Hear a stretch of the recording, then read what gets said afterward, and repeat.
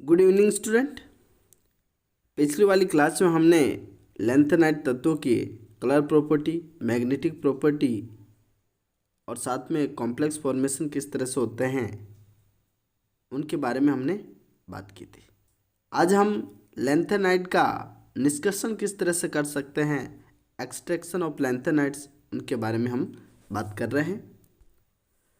मोनेजाइट खनिज से लैंथेनाइटों को प्राप्त करने की कुछ यहाँ पर विधियाँ दी गई हैं और उनके जो चरण है वो निम्न है। मिश्र धातु क्या होती है ये आपको ध्यान में रखना है। हल्के दुर्लभ मृदा धातुओं का उसी अनुपात में एलॉय होता है जिसमें यह अयस्क ऑर्स में पाए जाते हैं। और सबसे पहले हम खनिज का कंसंट्रेशन कहते हैं, सांद्रण करते हैं।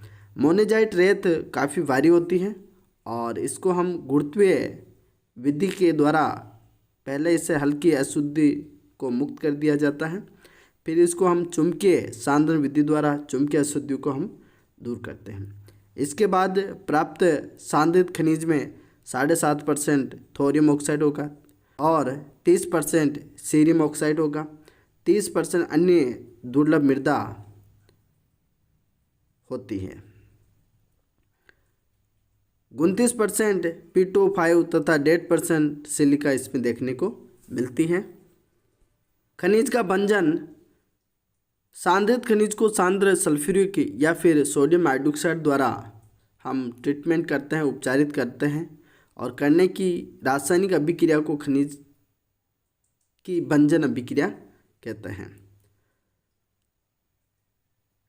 जो भंजन अभिक्रिया करते हैं सबसे पहले सांद्र सल्फ्यूरिक एसिड द्वारा भंजन करते हैं और पिसा हुआ सांद्रित खनिज ले रहे हैं और उसमें 93% वाला सल्फ्यूरिक एसिड लेते हैं और इसको हम 210 डिग्री सेल्सियस तक लगभग 4 घंटे तक इसको गर्म किया जाता है और इससे ये एक गाढ़े पेस्ट में बदल जाता है और जल निष्कर्षण द्वारा 12 से 15 घंटे तक हम इसमें पानी प्रवाहित करते हैं और एक विलयन बनेगा और इसकी बाद ये कुछ अवक्षेप बनते हैं। जो अवक्षेप होता है उसमें सिलिका होती है और अप्रयुक्त खनिज व जिरकोनियम सिलिकेट देखने को मिलेंगे और इनको हम पुनः पीसकर इनका निष्कर्षण करते हैं। जो सॉल्यूशन बन रहा है उसके अंदर लैंथेनाइट 2+ आयन वाले होंगे, थोरियम 4+ और ZrO2 2- के सल्फेट तथा H3PO4 देखने को मिलता है। और ये जो अवक्षेप बन रहा है इनका हम वापस आगे इनको पीसकर पुनः निष्कर्षण करते हैं।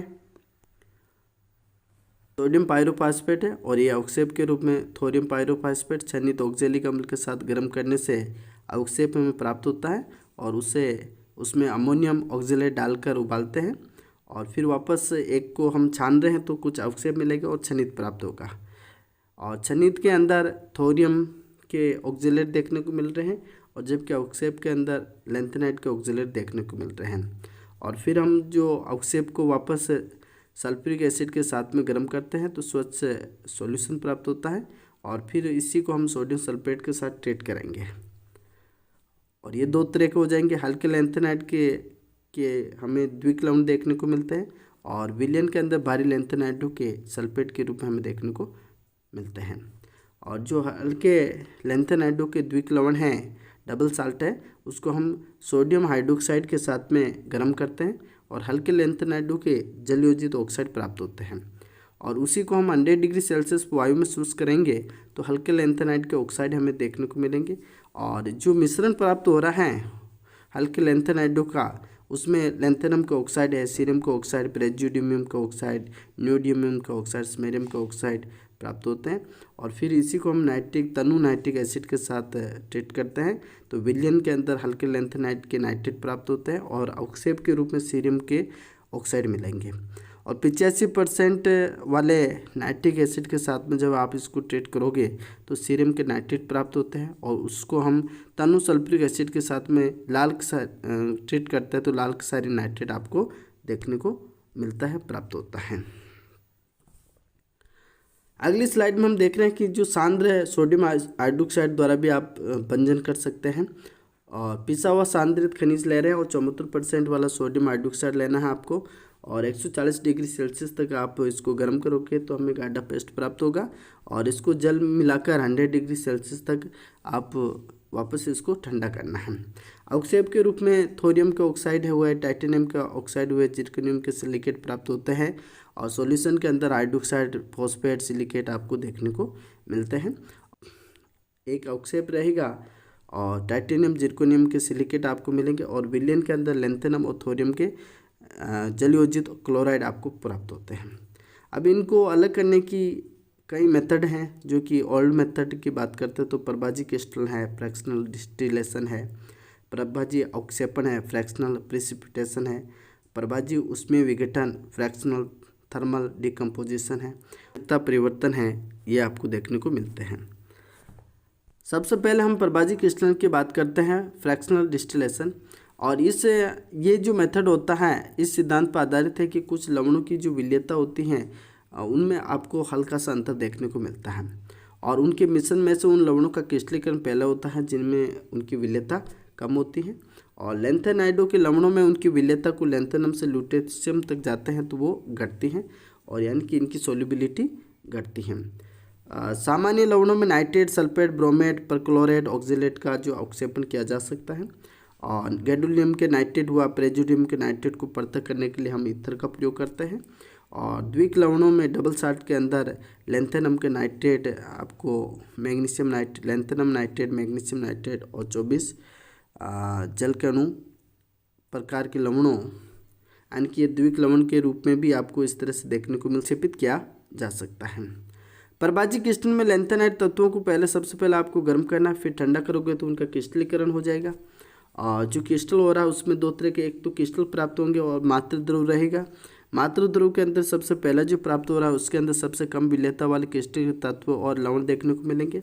और यहाँ पर क्रिस्टल को जब आप जल मिलाकर वापस गर्म करोगे और जब आप पुनः ठंडा करोगे तो क्रिस्टल आपको वापस प्राप्त हो जाएंगे। और उस स्थिति में जो क्रिस्टल मिले हैं, और एक तो क्रिस्टल प्राप्त होंगे, एक मात्र द्रव प्राप्त होगा, और क्रिस्टल के अंदर सबसे अधिक विलेयता वाले लैंथेनाइड तत्व आपके पास प्राप्त होंगे। और जो ये मात्र द्रव है इसको आप गर्म करके वापस ठंडा करते हो तो इसमें क्रिस्टलन और मात्र द्रव अलग से प्राप्त होंगे। और जो क्रिस्टलन हो रहा है मध्यवर्ती विलेयता वाले लैंथेनाइड के तत्व आपको और लवण देखने को मिलते हैं। प्रभाजी अवक्षेपण क्या होता है? Fractional precipitation. जब लैंथेनाइड नाइट्रेट है विलयन में प्रबल क्षार सोडियम हाइड्रोक्साइड जब आप मिलाते हो तो अवक्षेप के रूप में मिलाया जाता है, तो वही लैंथेनाइड अवक्षेपित होंगे जिनके विलेयता का गुणनफल का मान क्या हो, कम होना चाहिए, न्यूनतम होता है। तो लैंथेनम से लुटेशियम तक जाते हैं तो इनकी जो क्षारकता होती है वो घटती है। लैंथेनाइडों की क्षारकता का मान लैंथेनम से लुटेशियम तक जाते हैं तो घटता है। तथा यदि लैंथेनाइड लवणों के विलयन में हाइड्रोक्साइड आयन डाले जाए तो सबसे पहले दुर्बल क्षार यानी कि लुटेशियम हाइड्रोक्साइड सबसे दुर्बल क्षार होता है, तो ये सबसे पहले अवक्षेपित होगा। तथा जो प्रबल क्षार होता है यानी कि लैंथेनम हाइड्रोक्साइड है ये सबसे अंत में अवक्षेपित होगा। तथा बीच के हाइड्रोक्साइड जो कि इनकी क्षारकता के क्रम में अवक्षेपित होते जाते हैं। चूँकि सबसे दुर्बल क्षार का विलेयता गुणनफल न्यूनतम होता है तथा लैंथेनम हाइड्रोक्साइड का जो विलेयता गुणनफल होता है वो अधिकतम होता है, अतः और जिनका विलेयता गुणनफल का मान ज़्यादा है तो वो सबसे अंत में अवक्षेपित होता है। बात करते हैं प्रभाजी ऊष्मीय विघटन, फ्रैक्शनल थर्मल डिकम्पोजिशन। लैंथेनाइडों के ऑक्सी लवण यहाँ पर नाइट्रेट हुए, सल्फेट है, एसीटेट है को जब हम गर्म करने पर ये विघटित होकर ऑक्साइड बना लेते हैं। और प्रत्येक लैंथेनाइड के लिए ये इनका जो टेम्परेचर होता है वो अलग अलग होता है। और यह ताप लैंथेनम से लुटेशियम तक जाते हैं तो वो घटता है। और अतः जब लैंथेनाइड नाइट्रेटों के मिश्रण को गर्म करके हम गलित करते हैं, पिघला रहे हैं और फिर उसे जल के साथ सोखा जाता है तो एट्रियम समूह के लैंथेनाइड कम क्षारीय होने के कारण गैडोलियम से लुटेशियम तक सांद्र होते जाते हैं और उस प्रकार इन्हें अधिक क्षारीय लैंथेनाइडों से हम आसानी से पृथक कर सकते हैं।